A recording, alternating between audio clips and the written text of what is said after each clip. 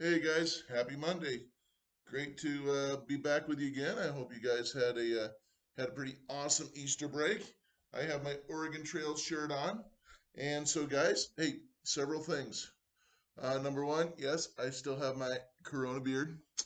And as soon as things start breaking, hey, we'll be back together. Now, it looks like this school year, we're going to be doing this for the remainder of the school year. So I want you guys to pay close attention. Now, listen up, everybody. We had Easter break. Now it's time to get started again in all our classes. So, several things. First of all, I've got my lesson plans done, and we will be working on those.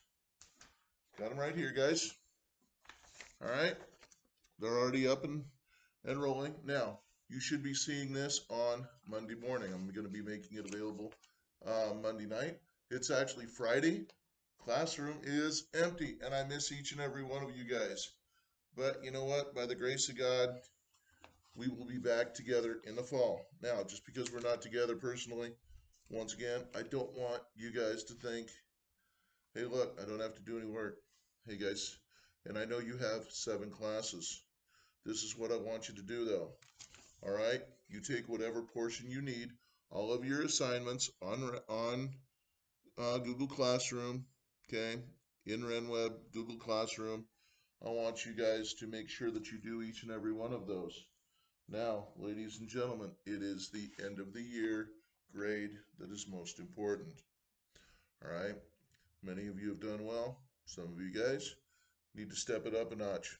All right, so first things first, though, guys, got a few things. So we're going to start out today with Chapter 5, Pushing West. Now, you've got a lot of reading to do today. As I go through the lesson plans, first of all, things that I want you guys to remember. All questions of the day will be assigned in Google Classroom as in normal questions. You will get points for all of that. If you don't submit through Google Classroom, please do so via direct email to me. Now, ladies and gentlemen, some of you guys have a 0 by your work or an M. Okay? Guys, a 0 or an M means I've never seen it. You need to get it to me. Send me an email. Don't go through Google Classroom for that. Send me a direct email as a reminder. Also, guys, I had a person say, Mr. Winter, I can't watch the video. I'm too busy. Well, this is schoolwork. Okay? Enough said on that. Next, you are responsible for all information contained in video, downloaded materials, emailed worksheets, or any other media I assigned. You are required to complete all of it. And once again, guys, I know you've got 7 classes, but I also know that you're not here in the classroom. Okay? So, it's not going to be as much, but you still have work to do. All right, today, Monday, begin chapter 5, Pushing West.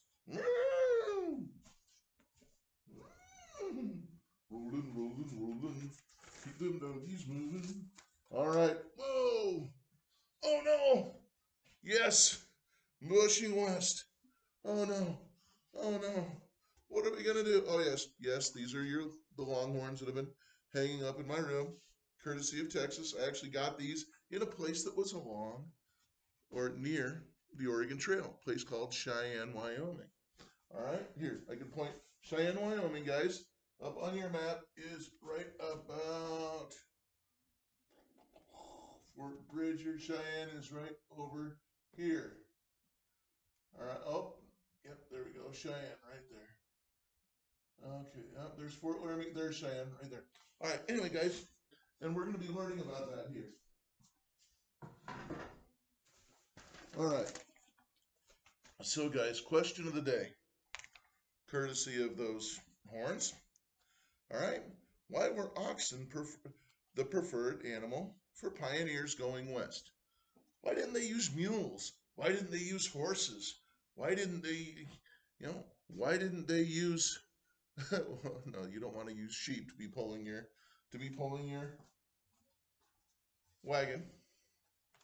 Okay. You don't want to be using sheep to pull your wagon. Why did they use oxen? All right. Pure and simple. and being one of your questions. Those of you that are watching the video will get this. Those of you that don't. Oh, by the way, you will have worksheets, all of your Chapter 5 worksheets together in addition to questions. Okay? So, uh, why did they use oxen? Well, Indians, I'm going to use, since I don't have a bow and arrow, I'm going to use Indian basket. Okay? What was special about horses to the Indians? They wanted them. All right? So, first of all, you've got the Native Americans' need or want for horses, pure and simple. All right. Next, okay, donkeys, mules. These animals, they were preferred over horses to pull your wagons, but they took a little bit more prodding. Cattle prod here, or actually a branding iron. Okay, they took a little bit more prodding to do. So, ladies and gentlemen, took a little bit less using the rope when it came to oxen. All right. So oxen, very, very large animals. They could also they were stronger. Okay. When you talk about a 2,000-pound oxen versus a 1,000 pounds of horse, unless you're talking about a Clydesdale, all right, you're talking about a couple of 1,000 pounds. By the way, this isn't full size. Here is a yoke. Remember what the Lord says about my yoke. Okay. Bert said that the yoke is light. All right. This would be a yoke that you would put in the day. All right. This is a small version of. All right. What the oxen would have their head through in order to guide them where they needed to go, like on page 138 of your textbook. All right. Mr. Winter, I'm not going to read. Yes, you are. You're going to read the chapter. All right. So, guys, you've got your oxen. And these animals were very strong, number one. Number two, very, very little water. All right. They could go a very long way on very little water. The other thing is they would eat almost anything. Okay. So where a horse would be picky, they would special feed. All right. When you're out on the grasslands, when you're out on the prairie, they can eat virtually, I won't say anything, but they can eat quite a bit. So you're talking about an animal that can handle a lot. So when we're talking about the Oregon Trail pushing west, all right, we're also talking about why didn't they just take a ship? Why didn't they get on a sailing ship and come out west? Well, and I want this isn't in your books, so this is part of your instruction. Okay. Why didn't they just come out here to Oregon and Washington just by getting on a ship and coming out here? Well, a couple itty bitty problems. First of all, you've got, in order to get from the eastern part of the United States, the East Coast to the West Coast, prior to the building of the Panama Canal, the completion in 1914, you had to go all the way around South America, or you had to take a train. You had to get off here and take a train all the way to here, or you had to walk the trail, the 55 plus miles through very, very dangerous jungle to here, and then get on another ship to go up to the Pacific Northwest. It's only 55 miles. But guys, having spent, Mr. Winter, you've said having spent time there. Hey, I can't help it if your federal tax dollars did this. Anyway, guys, having spent a lot of time down in this part of the world, you go 20 feet, you go from like here to the classroom door, and you can't see anything. And there are a lot of animals down there, specifically snakes, alligators, mostly the snakes, that will kill you very, very quickly. Okay, so we don't even want to go there. So the pioneer, and it costs a lot more money. So the pioneers came across, and we're gonna now remember, guys. It talks here in 1844. George Bush, a black man, and John Minto, a white man, talked as they walked beside their wagon on the Oregon Trail? Good question here. Question number one. Did most people ride or did they walk? All right. Most people walked. Why? Because you had to fill your wagon with all the stuff that you were going to take. Now, George Bush, a black man. Okay. All right. This this was prior to the Civil War, but he was free. All right. Both men were leaving Missouri and bringing their families to the Oregon country. Bush was weary of the discrimination he faced in Missouri. Bush was a veteran of the War of 1812 and a prosperous farmer, but Missouri did not grant free blacks citizenship. And a prosperous farmer, all right, but they did not have the right to own land. Bush hoped to live where character counted more than skin color, but he was uncertain what racial prejudice he would find in the Northwest. I'll watch when I get to Oregon, Bush told Minto, to see how they treated people of country. If I can't have a free man's rights, I may go to California or New Mexico and seek the protection of the Mexican government. All right. So I want you to know who George Bush. All right. I also want you to understand why couldn't he go to the Willamette Valley, and where did the first African Americans, settle here in the Pacific Northwest? All right. So the first on Monday, you got about 10 pages to read. All right, pages 139 to 149, and work on your maps. Okay, we got a couple of maps we need to work on. First of all, guys, and these were sent to you electronically. All right, you got this one right here. Okay, this one. Okay, this map talks about the original desire for where Oregon, the northern boundary, was supposed to be. All right, now, Oregon Trail, who said, and I want you to know this, 54, 40, or fight? Who said that? Okay, I want you to come up with that. Who said it? Who's famous for it? 54, 40 meaning 54 degrees, 40 minutes north, which is your latitude. And what parallel did we finally end up? Where was the northern boundary? Here with Canada. Okay? So, we had some trouble with what country? And that on page 140. What country did we have trouble with? You can only imagine.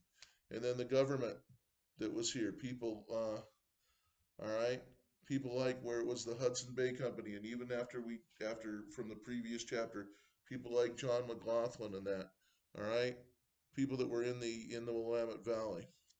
Now, guys, early on people that were out here in the Northwest tried to set up governments, and that's the Wolf meetings. All right, page 144. There's a picture here.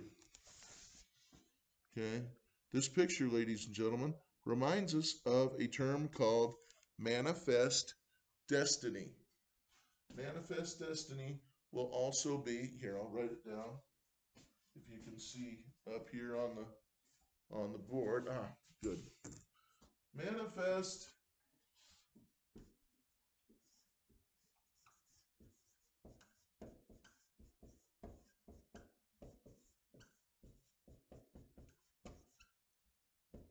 it is your destiny, Luke. Ha ha, Luke, it is your destiny. No, manifest destiny, ladies and gentlemen. What does that mean? Find out. Well, I'll tell you right off the bat. Manifest destiny was the belief that God had ordained the United States to be from one coast to the other. Okay? Remember that. That'll be on your next test. All right. So, the Oregon country. Guys, it was essentially between roughly 1830s and after the Transcontinental Railroad was finished is when the Oregon Trail was really popular. All right. Okay, now, guys, here we go again on page 146. Okay, take a look at that map. All right, and then look at anything with your worksheets. All right. It'll also tell you who the governor is. All right, want you to know who Joe Meek was. Now, guys, I had an old friend that when I was living in here with up here with the Navy. His name was Kurt Kurt and Shauna Meek, and they're direct descendants of Joe Meek. I want you to know who he was. Okay, he and so there were several reasons also, guys, when we start talking on page 149. Why did people come west to begin with? Why? Well, some wanted religious freedom, the Mormons. Okay? And there's several trails up here. I'm going to bring you forward a little bit. All right? And I'm actually going to continue this later, but I'm starting today. Why did people come west? All right? And I'm going to use this. I'm going to use this over here to give you a little bit of an idea. Okay? You got several trails.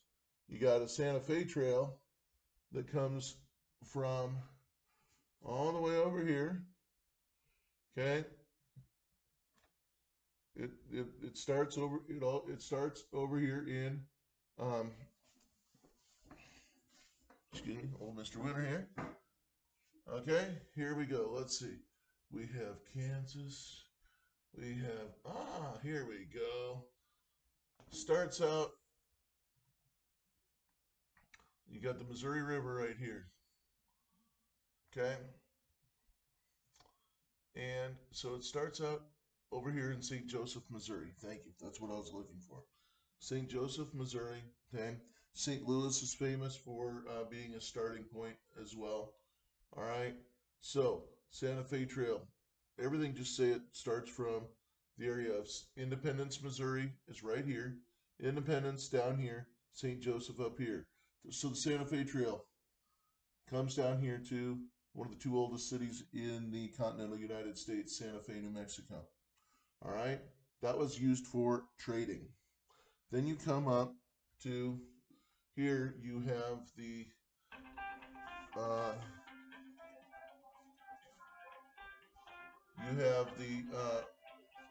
old Pony Express route. Okay, Pony Express, guys, was from 1865 to 1866. All right.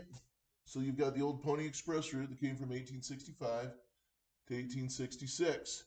Why did it only last that long? Because of the telegraph. All right. And then you've got the Mormon Trail.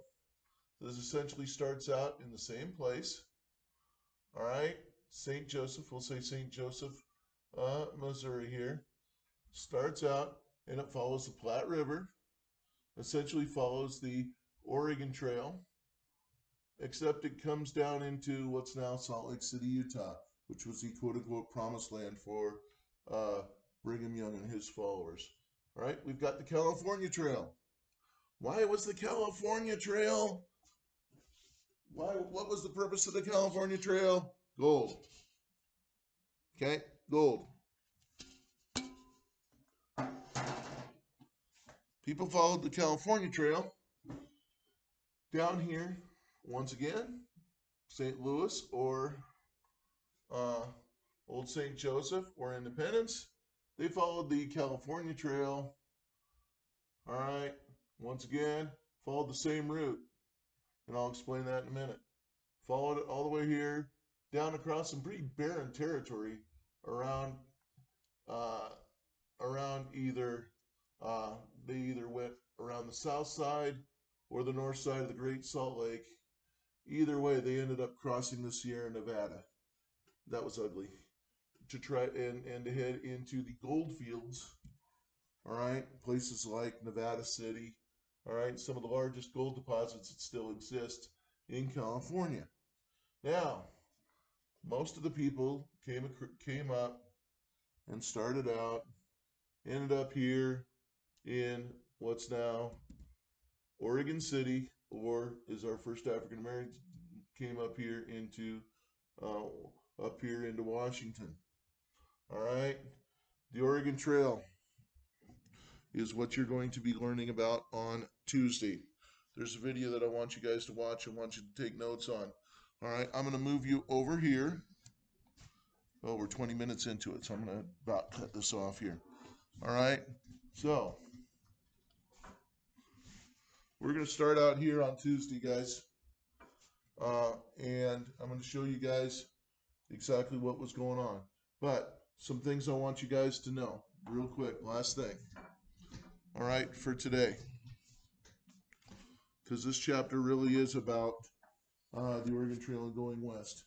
First of all, the time period, when and where. And I want you to think about the kind of things you would want to take, putting them all in a wagon. And I'm going to want you guys to know the size. By the way, the Conestoga wagon was not the preferred wagon. Conestoga was too big. All right. And I'm going to leave you guys with some pictures in that as well. Okay. What do I need to take? What are some hazards along the way? Okay. How many people actually traveled the Oregon Trail? How many people actually traveled the whole thing? All right. So these are some questions, and how many people died along the trail? All right. Now, before I continue, a couple things that I want to recommend for you. All right. Number one, you can access this. I've actually put a link on your in my lesson plans. Okay. It's called the Prairie Traveler, and this was actually, and you can find this as an ebook. It's just something for you to take a look at. I want you to take a look, and I want you to see what this was like a guidebook that was done it was originally published, and I'm looking on the back here, in 1859. And this told people, essentially gave them all they needed to know, or all they hopefully needed to know. All right? Like, for example, the chief cause of accidents from the use of firearms arise from carelessness. And I've always observed those persons who are most familiar with their use are invariably the most careful. All right? And it talked about many accidents happen from carrying guns with the cock down upon the cap. Because what happened? You're with your cap and ball rifle, something would snag it, it'd pull up, and then it'd come down on the cap because the guns were always loaded in case they got attacked. All right, ran into trouble. You also had a disease. All right, you've got a disease called cholera that was, and I want you to know where you get cholera from. You think COVID-19 is bad? Well, I want you to learn what actually is the reason behind cholera. And actually, guys, how many people, the Native Americans, or what percentage? And why did the Native Americans even care? All right. There's good reason why they cared. All right. So, guys, also, what kind of things would you cook while you're there, along the way? Now, there's a video that's on YouTube. All right. It's called West to Oregon, and I want you to watch it. There's going to be questions on the test about it. So you've got two things. I want you to read the chapter, and I want you to pay attention to the video. All right, guys, I'm 23:40 into this. I'm going to have more for you for Tuesday. Have a blessed day. And remember, guys, you can complete all of your work in one day. You can complete it all in 2 days. You can do a little bit each day. Each of your families, some of you guys, there's just one of you. Some of you guys have 5 kids sharing one computer or 2 computers. So all of you guys have different needs.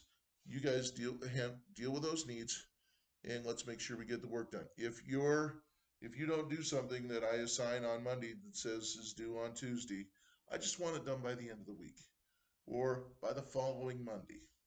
Okay? That's what I want you to have done. But I want all of the work for the week done. It's assigned this coming Monday.